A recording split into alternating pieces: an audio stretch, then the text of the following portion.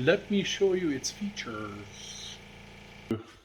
That hose comes back over to this pump, which goes through these two filters here. This is a 1 and a 0.5 micron.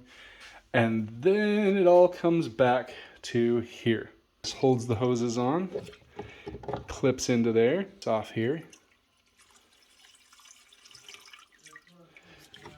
These drain out, and then I can just bring them over here and push them up inside there. Now, the actual LEDs for curing, they look like that.